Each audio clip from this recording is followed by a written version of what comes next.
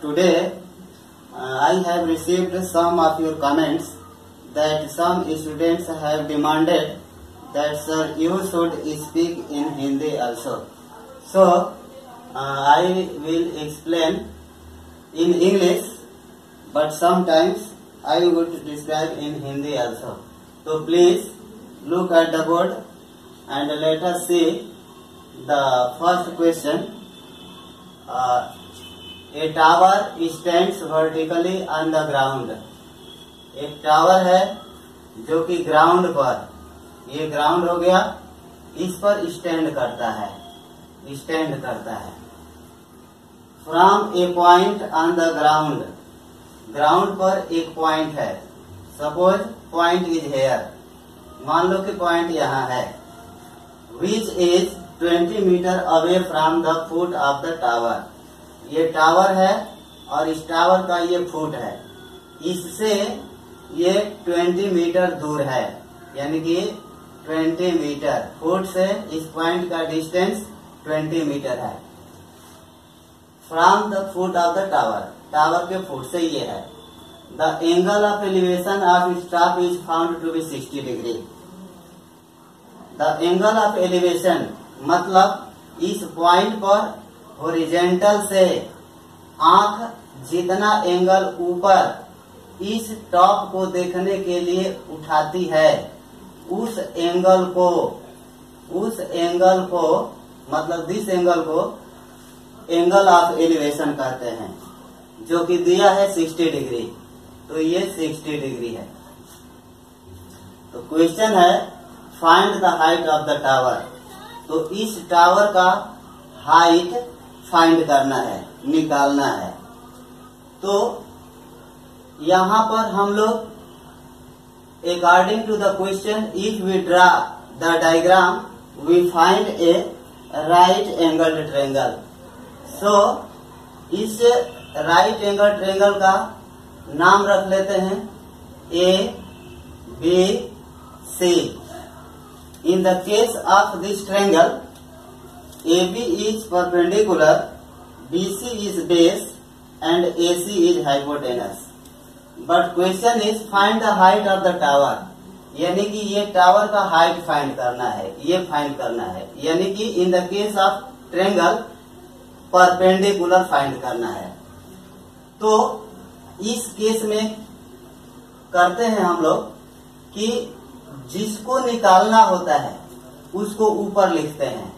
तो A B find करना है तो ए बी को ऊपर लिख देंगे और अपान करके जो दिया रहता है उसको नीचे लिख देते हैं. तो क्या दिया हुआ है, BC दिया हुआ है, तो BC को हम नीचे लिख देते हैं और दोनों की सहायता से हम इसके ट्रिग्नोमेट्रिक रेशियो फाइंड कर लेते हैं. तो AB is the perpendicular and BC is the base.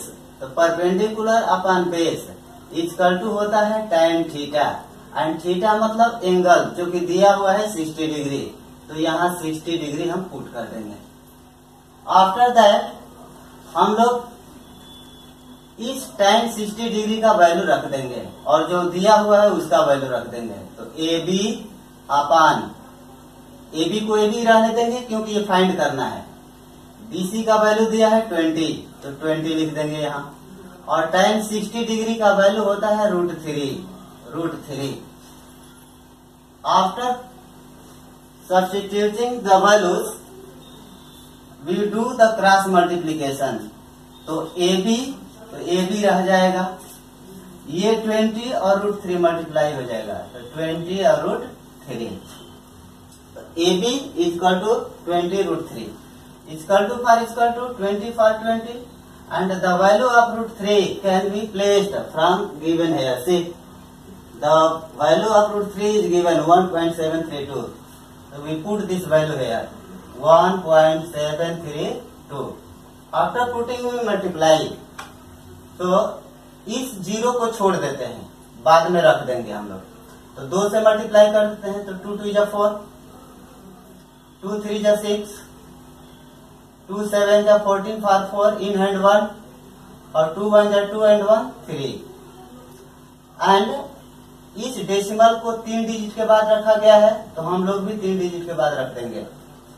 इस 0 को रख दो पहले, तो 3 डिजिट के बाद रखिए 1 2 3 यहाँ पर, तो हमें मिल गया कितना 34.64 मीटर।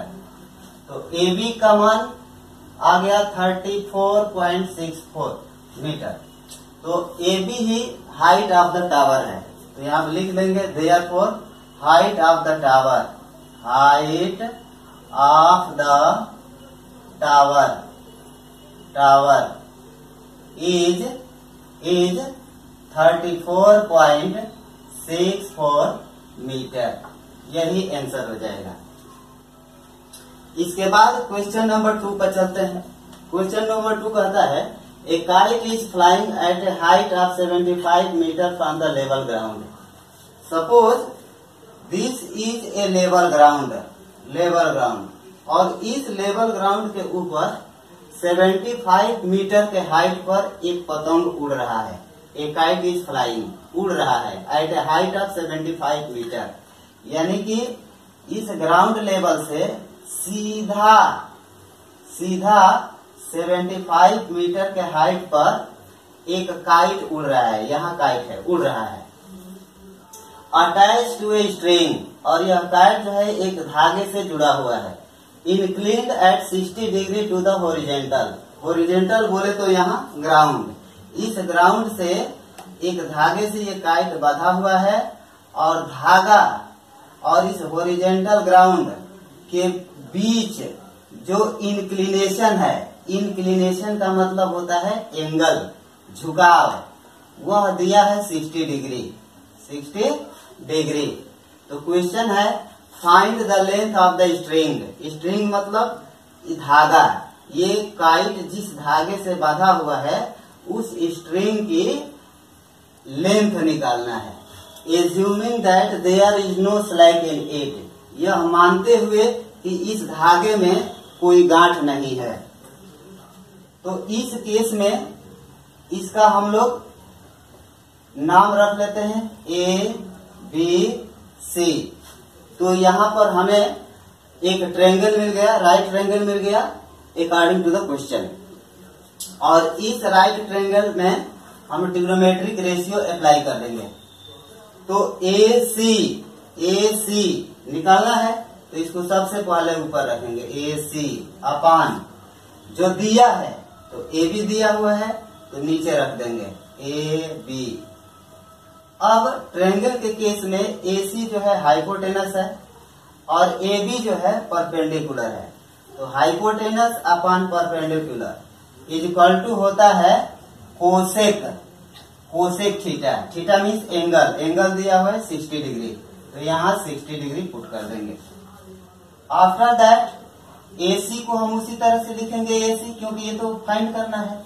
AB दिया हुआ है 75 मीटर, तो यहाँ 75 मीटर डाल देंगे इज इक्वल टू, अब कोसेक 60 डिग्री का वैल्यू पुट करेंगे तो होता है 2/√3। आप लोग टेबल से सभी ट्रिग्नोमेट्रिक रेशियो का 0 डिग्री, 30 डिग्री, 60 डिग्री, 90 डिग्री के एंगल का मान जो है याद कर लेंगे। चलिए तो आगे चलते हैं।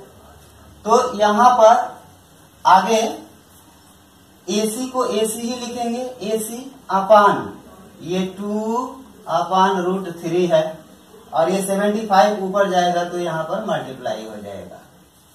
ठीक है, इसके बाद √3 में से रूट को हटाने के लिए इसी से ऊपर नीचे इंटू कर देंगे, तो √3 इंटू √3, तो यहाँ से हमें मिल जाएगा ये 75 टू 150 और √3 ये वाला अपान √3 इंटू √3 3 हो जाता है, तो इसको काट देंगे, तो 3 5 15 और 1 0, तो हमें मिल गया 50√3। तो 50 फॉर 50 इंटू √3 का वैल्यू दिया है 1.732, तो 1.732 इसको मल्टीप्लाई कर देंगे, तो मल्टीप्लाई करने के लिए 0 है तो इसको 0 को छोड़ देते हैं, लास्ट में रख देंगे हम लोग। तो 5 2 10 5 0 इन हैंड 1, 5 3 जा 15 एंड 1 16 फॉर 6 इन हैंड 1 और 5 7 जा 35 एंड 1 36 फॉर 6 इन हैंड 3 और 5 1 जा 5 एंड 3 8 और ये 0 छोड़े थे तो अब यहाँ पर रख देंगे। अब यहाँ डेसिमल देख लेते हैं कितने डिजिट के बाद रखा गया है। तो 1 2 3 3 डिजिट के बाद, तो 3 डिजिट के बाद रख देंगे हम लोग भी। तो 1 2 3 यहाँ पर, तो हमें प्राप्त हो गया क्या 86.6 मीटर। ये क्या हो गया, किसका वैल्यू है, ये AC का वैल्यू है। और AC जो है हमारा लेंथ ऑफ स्ट्रिंग है। तो देयरफॉर यहाँ पर लिख देंगे therefore length of string, length of string, length of string is 86.6 metre. यही आंसर हो जाएगा।